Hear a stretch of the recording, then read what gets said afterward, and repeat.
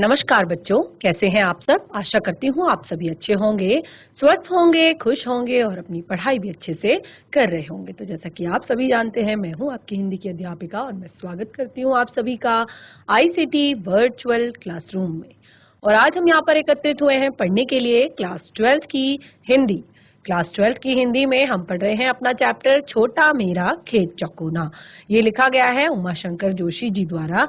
तो ये चैप्टर जो है हमने अपने लास्ट सेशन में स्टार्ट किया था और काफी कुछ बातें इस चैप्टर के बारे में पढ़ ली थी। लगभग हमने पूरी कविता यहाँ पर कंप्लीट कर ली थी अपने लास्ट सेशन में। तो आज हम पाठ से जुड़े हुए प्रश्नों उत्तर यहाँ पर करने वाले हैं और साथ ही पाठ की कुछ विशेषताएं हैं जिन पर हम यहाँ पर डिस्कस करने वाले हैं। तो उसके लिए हम पाठ को एक बार फिर से रिवाइज करेंगे और साथ ही पाठ से जुड़े हुए प्रश्नों उत्तर भी करेंगे। तो बिल्कुल रेडी हो जाइए कॉपी पेन पेंसिल लेकर, क्योंकि चैप्टर बहुत ही ज्यादा इंटरेस्टिंग है और आपकी परीक्षाओं की दृष्टि से भी बहुत ज्यादा महत्वपूर्ण है। तो बिल्कुल नोट डाउन करेंगे सारे प्रश्नों के उत्तर को और साथ ही साथ भावार्थ भी। वैसे तो भावार्थ इसका बहुत ज्यादा इजी था, आप लोगों ने अपनी कॉपी में नोट डाउन कर लिया होगा। अगर नहीं किया है तो आज क्योंकि हम रिवाइज कर रहे हैं पोएम को, तो काफी कुछ चीजें आपको पहले से पता है और कुछ चीजें जो आपको याद नहीं हो पाई हैं, क्लियर नहीं हो पाई हैं, आज के सेशन में वो क्लियर हो जाएंगी। तो आप भावार्थ भी यहाँ पर कॉपी में लिख सकते हैं। तो बिल्कुल चलते हैं स्मार्ट बोर्ड की तरफ, शुरू करते हैं अपने आज का सेशन। सभी बच्चे ध्यान पूर्वक पढ़ेंगे और समझने का प्रयास करेंगे। तो जैसे कि हमारा चैप्टर है छोटा मेरा खेत चौकोना, तो यहाँ पे हमने इस कविता के बारे में पढ़ा था कि कवि ने अपना जो कागज का जो पन्ना है, यानी कि जिस पर वो अपने साहित्य की रचना करते हैं, अपनी कविता की रचना करते हैं, उसको उन्होंने एक छोटे से खेत के बारे में उन्होंने कहा है। खेत कहा है उन्होंने छोटा सा उसे। तो क्या कुछ कहते हैं कवि इस कविता के बारे में, वो हमने यहाँ पर पढ़ा। आपने देखा सबसे पहले हमने अपना यहाँ पर कवि परिचय पढ़ा, कवि का जीवन परिचय उमाशंकर जोशी जी का। उसके बाद उनकी कुछ रचनाएं, उनकी मृत्यु के विषय में हमने पढ़ा। उसके बाद हमने एक बार कविता का पूरा कविता को यहाँ पर इस तरह से पढ़ा। छोटा मेरा खेत चौकोना, कागज का एक पन्ना, कोई अंधड़ कहीं से आया, क्षण का बीज वहां बोया गया, कल्पना के रसायनों को पी बीज गल गया निशेष, शब्द के अंकुर फूटे, पल्लव पुष्प से निमित हुआ विशेष, झूमने लगे फल रस अलौकिक, अमृत धाराएं फूटती, रोपाई क्षण की, कटाई अनंतता की, लूटते रहने से जरा भी कम नहीं होती, रस का अक्षय पात्र सदा, छोटा मेरा खेत चौकोना। तो देखिए हमने एक एक स्टैंजा, एक एक काव्यांश का भावार्थ यहाँ पर आप लोगों को क्लियर किया था। सबसे पहले हमने यहाँ पर पाठ के बारे में बताया था अपने लास्ट सेशन में कि जो हमारी ये कविता है इसमें कवि ने अनेक प्रकार के रूपकों का प्रयोग किया है। जैसे सबसे पहला जो रूपक है, उन्होंने सबसे पहला अपने आप को उन्होंने एक कृषक कहा है, यानी कि किसान के रूप में उन्होंने अपने आप को कहा है। और दूसरा उन्होंने यहाँ पर क्या कहा है कि जो उनका पन्ना है, यानी कि जिस कागज के पन्ने पर वो लिखते हैं, उस कागज के पन्ने को उन्होंने अपना एक छोटा सा खेत माना है। और जिस तरह से हम अपने खेतों में बुआई करते हैं या आंधी के द्वारा कई अलग अलग तरह के बीज जो है धरती पर आ गिरते हैं और एक दिन वो पौधा बनकर निकलते हैं, तो उसी तरह से कवि भी कह रहे हैं कि उनके मन में आई हुई भावनात्मक आंधी जो है, भावनाओं की जो आंधी है, उससे वो जो भावनाओं की आंधी है उस पर बीज पनपा और उसको मिला। जैसे कि हम बहुत सारे रसायनों का प्रयोग करते हैं, बहुत सारे उर्वरकों का प्रयोग करते हैं अपनी फसल को अच्छा बनाने के लिए, अपनी फसल को एक तरह से अपनी फसल को बहुत अच्छा बनाने के लिए। तो यहाँ पर कवि अपनी कल्पनाओं का सहारा ले रहे हैं, कल्पनाओं का आश्रय दे रहे हैं, यानी कि वो अलग अलग तरह की कल्पनाएं करते हैं। तो जैसे कि मैंने आपको बताया कि जो कवि होते हैं, देखिए मैंने आपको बताया कि कविता की उड़ान, आपने एक चैप्टर पढ़ा होगा जब आप 7th 8th में होंगे। इसमें हमारा एक कविता है, एक चैप्टर है कविता की उड़ान, यानी कि कविता जो है, कवि जो है उस जगह तक पहुंच सकता है, वहां तक पहुंच सकता है जहां तक कोई नहीं पहुंच सकता। कवि की कल्पनाएं इतनी ज्यादा इतनी गहरी होती हैं, इतनी दूर तक होती हैं कि उनको कोई भी पकड़ नहीं सकता कि वो क्या कल्पना करके किस पे वो कविता बना ले, कहां से वो अपने साहित्य की रचना कर लें, ये बहुत ही समझना बहुत ज्यादा मुश्किल होता है। तो इसी प्रकार से कल्पनाओं का के रसायनों से उन्होंने अपने जो भाव का बीज है उसको विकसित किया, और फिर ये जब बीज अंकुरित हुआ तो इसमें से शब्दों के अंकुर निकले, और फिर ये रचना के रूप में एक, जैसे कि होता है ना, अंकुर निकलता है तो एक पौधा बनता है, तो उसी तरह से शब्दों के अंकुर निकले और रचना के रूप में ये आगे प्रफुष्टित हुआ, यानी कि आगे बढ़ा। तो इस तरह से यहाँ पर आगे कवि क्या कहते हैं अपनी इस कविता में। सबसे पहले देखिए, एक एक स्टैंजा करके हमने एक एक पंक्ति करके यहाँ पर अपनी कविता को लिखा है कि छोटा मेरा खेत चौकोना, कागज का एक पन्ना, कोई अंधड़ कहीं से आया, क्षण का बीज वहां बोया गया। तो कवि कहते हैं कि मैं भी एक प्रकार का किसान हूँ, और कागज का जो एक पन्ना है ये मेरे लिए छोटे से चौकोर खेत के समान है, छोटे से चौकोर खेत के समान है। तो मैं भी एक प्रकार का किसान हूँ, और मेरे लिए ये जो कागज का पन्ना है ये छोटे से खेत के समान है, चौकोर खेत के समान है। और इतना ही नहीं, जब किसान जिस तरह से जमीन पर बीज को बोता है, उसी तरह से मैं अपने कागज पर कविताओं को उगाता हूँ, मैं उसी तरह से कागज पर अपनी कविताओं को उगाता हूँ। तो यहाँ पर क्या कहते हैं, जिस प्रकार फसल उगाने के लिए कोई बीज उगता है, उसी प्रकार मेरे मन में अचानक भाव की आंधी आई, और भाव का बीज न जाने कहां से आया, और वो भाव मेरे मन रूपी खेत में अचानक बोया गया, और फिर मैंने उसको कागज पे लिखा, और जिसमें शब्द रूपी अंकुर फूटे, किसकी सहायता से, कल्पना के रसायनों को पीकर, यानी कि बहुत सारे इमेजिनेशंस किए, और उनको इस तरह के रसायनों को पीकर, जैसे कोई बीज हम बोते हैं तो उसके बाद हम बहुत सारे उर्वरक उसमें डालते हैं, बहुत सारे अलग अलग तरह के रसायन उसमें डालते हैं जो कि मिट्टी को की उर्वरक शक्ति को बढ़ाते हैं और हमारे फसल को अच्छा बनाते हैं। तो जिस प्रकार धरती में बोया गया जो बीज होता है वो हवा, पानी, खाद आदि को पीकर स्वयं को गला लेता है और उसमें से अंकुर फूट पड़ते हैं और पुष्प और पत्ते निकल जाते हैं। तो इसी प्रकार कवि के मन में उठे हुए भाव कल्पना रूपी रसायनों को पीकर अब अहंग मुक्त हो गए हैं और सर्वजन के लिए एक विषय बन गया है, यानी कि एक कविता बन गई है और जिसमें शब्दों रूपी अंकुर फूटे हैं और कविता भाव रूपी पत्तों, पुष्पों से लदकर विशेष रूप से झुक गई है। यानी कि जब भी किसी वृक्ष पर फल आते हैं तो वो क्या होते हैं, वो लदकर झुक जाता है, नीचे झुक जाता है। आगे कहते हैं, झूमने लगे फल रस अलौकिक, अमृत धाराएं फूटती, रोपाई क्षण की, कटाई अनंतता की। बहुत ही प्यारी पंक्तियां कि देखिए, रोपाई क्षण की और कटाई अनंतता की। तो क्या कहते हैं कवि कहते हैं कि जो मन में पलने वाले भाव होते हैं अब वो पककर कविता रूपी फल बन गए हैं, फल उस पर झूमने लगे हैं, कविता रूपी फल उसमें आ गए हैं। और इस तरह से आप देख सकते हैं, और आनंद जैसी, यानी कि जब कविता बन गई है तो उसमें आनंद जैसी अमृत धाराएं फूटने लगी हैं। सचमुच किसी भाव का आरोपण एक विशेष क्षण में अपने आप में दिव्य प्रेरणा से हो जाया करता है। यानी कि भाव कभी कभी ऐसी दिव्य प्रेरणा आती है, ऐसा भाव आ जाता है कि उसमें उससे क्या होता है, कविता का निर्माण होता है और जिससे क्या होता है, उसका फल अनंत काल तक लोगों को मिलता रहता है। कविता ऐसा नहीं है कि आज लिख दी तो कल एक्सपायरी हो जाएगी। कविता को हम जब भी पढ़ेंगे उसके भाव जो है तभी हमारे मन में आएंगे। यानी कि कविता एक ऐसी फसल है जिसको जितना लुटाओगे वह कभी भी खाली नहीं होती है। वह युगों युगों तक लोगों को रस देती है, लोगों को आनंद देती है।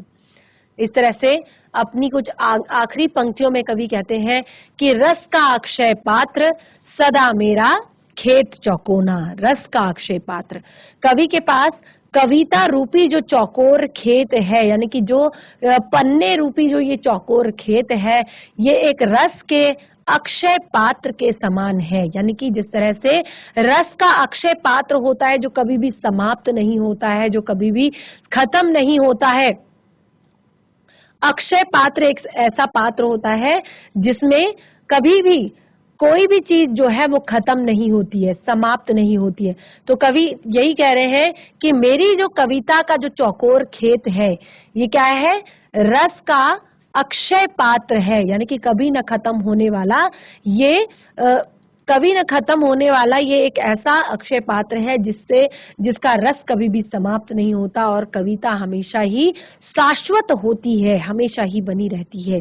तो इस तरह से यहाँ पर हमें कविता पूरी तरह से क्लियर हो गई है और यहाँ पे हमने बहुत सारी चीजें पढ़ी थी, जैसे कि इसमें बहुत जगह उपमेय में उपमान का आरोप हो रहा था। यानी कि जो अभी हमने कविता पढ़ी तो आपने देखा कि ज्यादातर उपमेय में उपमान का आरोप हो रहा है। और जहां पर उपमेय में उपमान का आरोप होता है, आप लोगों ने अलंकार पढ़े होंगे, क्लास 12th में है, अभी आपके सिलेबस में अलंकार नहीं है, लेकिन अगर आप लोग चाहेंगे, अगर आप चाहते हैं कि आपको अलंकार पढ़ाए जाएं, आपको अलंकार या अलंकार ही नहीं, हिंदी से जुड़ा हुआ, हिंदी व्याकरण से जुड़ा हुआ कोई भी टॉपिक अगर आप पढ़ना चाहते हैं, अगर आप समझना चाहते हैं, क्योंकि देखिए जो पढ़ाई होती है ना वो कभी भी खत्म नहीं होती, कभी भी समाप्त नहीं होती है।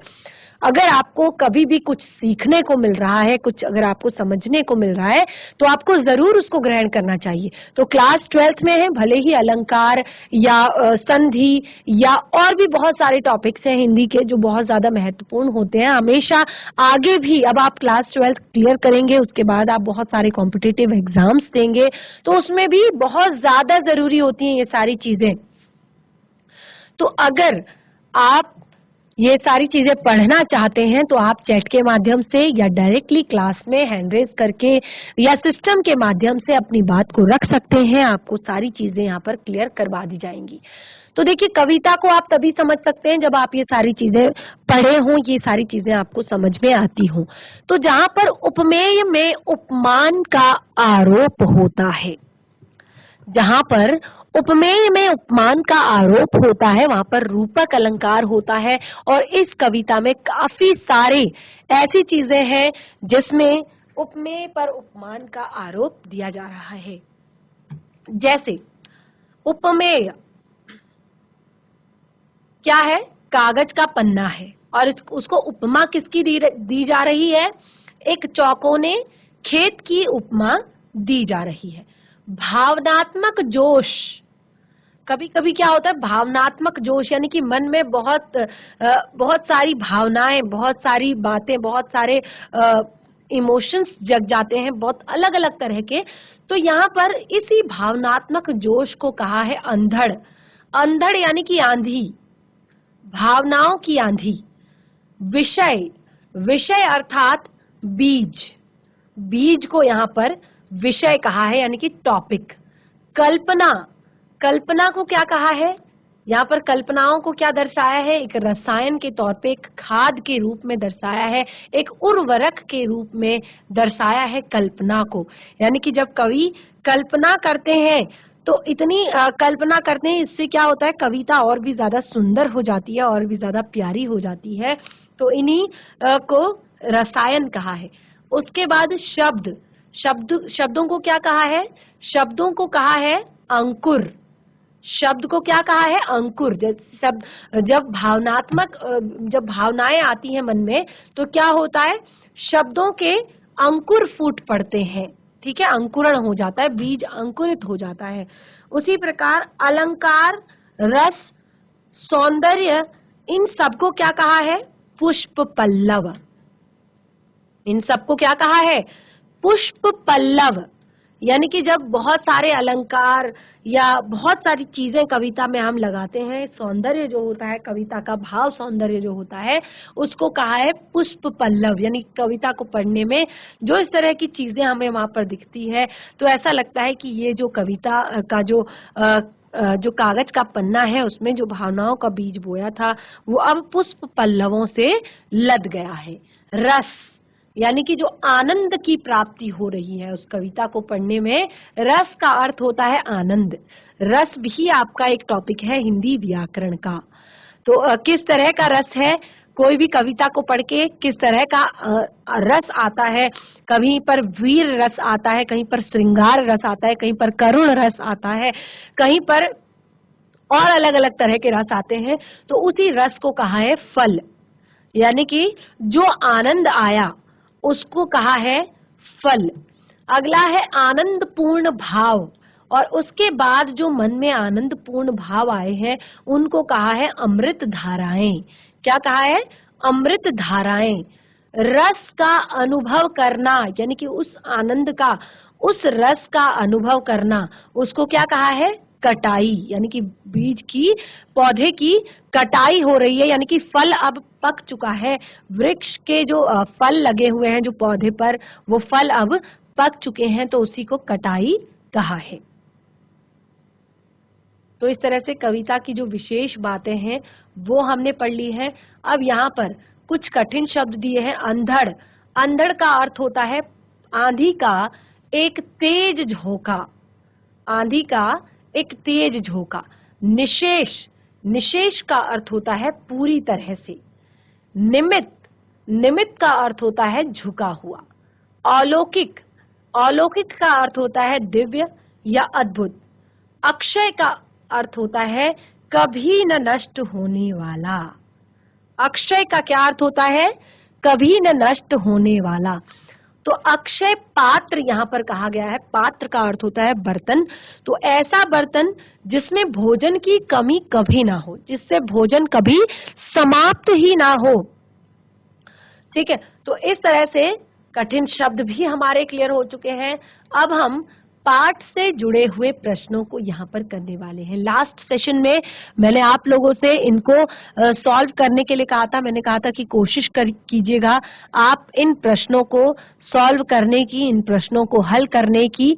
तो एक बार इनको पढ़ लेते हैं, उसके बाद इनको सॉल्व करने की कोशिश करेंगे। अब तो मुझे लगता है क्योंकि चैप्टर हमने 2 बार पिछले लास्ट सेशन में हमने पढ़ा था और इस सेशन में हमने पूरा चैप्टर रिवाइज कर दिया है, पूरे चैप्टर को पढ़ लिया है, चैप्टर की विशेषताएं हमने पढ़ ली है। तो प्रश्न उत्तर भी आप लोगों को अब बहुत ज्यादा टफ नहीं लगेंगे। पहला प्रश्न है, छोटे चौकोने खेत को कागज का पन्ना कहने में, जैसे कि कवि ने इस कविता को लिखने वाला जो पन्ना है उसको कहा है छोटा चौकोना खेत। तो इसमें क्या अर्थ निहित है इस बात में? तो देखिए, कवि ने छोटे चौकोने खेत को कागज का पन्ना इसीलिए कहा है क्योंकि कवि इस बात से ये बताना चाहते हैं कि कर्म तथा खेती में बहुत समानता है। यानी कि जो कुछ भी वो अपना काम कर रहे हैं, अपनी कविता लेखन का जो ये काम कर रहे हैं, और इसमें और एक किसान द्वारा फसल को उगाए जाने में, यानी कि कृषि करने में बहुत समानता है। जिस प्रकार एक छोटा चौकोना खेत होता है, कागज भी बिल्कुल उसी प्रकार से एक छोटा चौकोना पन्ना होता है। जिस प्रकार खेत में बीज, जल, रसायन डालते हैं, उसी प्रकार उसमें अंकुर, फल, फूल आदि उगते हैं। उसी प्रकार पन्ने में कवि अपने भाव के बीजों को बोता है।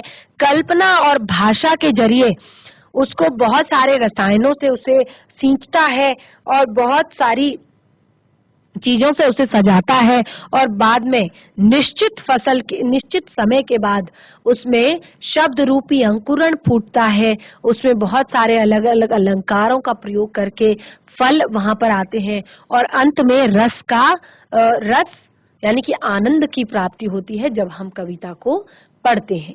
तो इसीलिए कवि ने छोटे चौकोने खेत को कागज का पन्ना कहा है। अगला प्रश्न है, रस का अक्षय पात्र। रस का अक्षय पात्र, देखिए अक्षय पात्र शब्द का अर्थ मैंने आपको अभी भी बताया, जो कभी न समाप्त होने वाला। तो कवि ने रस का अक्षय पात्र, कवि ने रचना कर्म की किन किन विशेषताओं की ओर इंगित करता है, कवि के किन किन विशेषताओं की ओर इंगित करता है, ये जो अक्षय पात्र शब्द यहाँ पर प्रयोग किया गया है। ठीक है, अब देखिए जो अक्षय पात्र यहाँ पर शब्द प्रयोग किया गया है, इसमें सबसे पहले तो कि कवि की जो कुछ विशेषताएं हैं वो इस प्रकार से हैं, जैसे रचना कर्म का अक्षय पात्र कभी खाली नहीं होता, यानी कि कवि हमेशा कुछ ना कुछ लिखते रहते हैं और वो जो भी लिखते हैं उसका एक तरह से प्रभाव जो है वो ऐसा नहीं है कि आज लिखा और कल उसका प्रभाव समाप्त हो जाएगा। जब भी उसको युगों युगों तक, जब भी उसको लोग पढ़ेंगे, जब भी लोग उसको समझेंगे, तो वो उसी रस और उसी आनंद की अनुभूति वो करेंगे। तो इसीलिए उन्होंने उसको अपने रचना कर्म का पात्र कहा है, क्योंकि जो कभी भी खाली नहीं होता है। और दूसरा, जितना ही बांटो उतना ही भरता जाता है, यानी कि लोग जितना उसको ज्यादा पढ़ेंगे, लोग जितना उसको ज्यादा समझेंगे, उसकी वैल्यू और ज्यादा उतनी बढ़ती जाएगी। और तीसरा कि ये चिरकाल तक आनंद देता है, यानी कि आपको बहुत टाइम तक ये खुशी का अनुभव कराता है, आनंद का अनुभव कराता है। तो इस तरह से दूसरा प्रश्न भी हमारा यहाँ पर क्लियर होता है। तीसरा है, रचना के संदर्भ में अंधड़ बीज का क्या, अंधड़ और बीज का क्या, बीज क्या है रचना के संदर्भ में। रचना यानी कि जो कवि लिख रहे हैं उसके संदर्भ में अंधड़ यानी कि आंधी, और बीज का क्या, बीज क्या है। तो देखिए रचना के संदर्भ में अंधड़ का अभिप्राय है भावों की आंधी, भावनाओं की आंधी, मन में कोई विचार आया उस विचार की आंधी, और विचार एक नहीं आया, पूरे विचारों की आंधी आई और उसी को भावनाओं की आंधी कहा, अंधड़ उसी को कहा। और तो जब ये अंधड़ आता है तो वो शब्द का रूप लेकर कागज पर जन्म लेने लगता है, कागज पर उगने लगता है, कागज पर फैलने लगता है। और वास्तव में यही भाव कविता को रचने का पहला चरण होते हैं, यानी कि इंसान के मन में जब भाव आता है तो ये यही भाव कविता को रचने के लिए प्रेरित करते हैं, मोटिवेट करते हैं। और दूसरा यहाँ पर बीज वास्तव में वो विचार है, बीज वास्तव में वो विचार है जो पहली बार कवि के मन में आया है कि इस पर भी कविता लिखी जा सकती है, इसको भी कविता के रूप में लिखा जा सकता है, इसको भी कविता के रूप में समझा जा सकता है। और यही कविता को रचने का मूल मंत्र है। तो रचना के संदर्भ में अंधड़ और बीज दोनों यहाँ पर, अंधड़ का अर्थ है भावनाओं की आंधी और बीज का अर्थ है विचारों का बीज, की जो भावना आई और जो बीज विचार जो मन में आए। तो इस तरह से हमारा जो ये चैप्टर है ये पूरी तरह से कंप्लीट हो चुका है। पाठ से जुड़े हुए प्रश्नों उत्तर भी हमने यहाँ पर क्लियर कर लिए हैं और पाठ को एक बार रिवाइज भी कर लिया है। तो अब मैं आप लोगों से आशा करती हूँ कि आज आप घर पर जाकर इस चैप्टर को पूरी तरह से अपनी कॉपी में नोट डाउन करेंगे, कविता लिखेंगे, भावार्थ लिखेंगे, पाठ के कठिन शब्द लिखेंगे, पाठ की विशेषताएं लिखेंगे और पाठ से जुड़े हुए प्रश्नोत्तर लिखेंगे। फिर भी कोई दिक्कत परेशानी होती है, जो हमारा नेक्स्ट सेशन है उसमें आप इस टॉपिक पर डिस्कस कर सकते हैं, उसके बाद हम अपना नया चैप्टर स्टार्ट करेंगे। तो आज का सेशन हमारा यहीं पे समाप्त होता है। हम मिलेंगे अपने नेक्स्ट सेशन में, तब तक के लिए धन्यवाद। आपका दिन शुभ हो।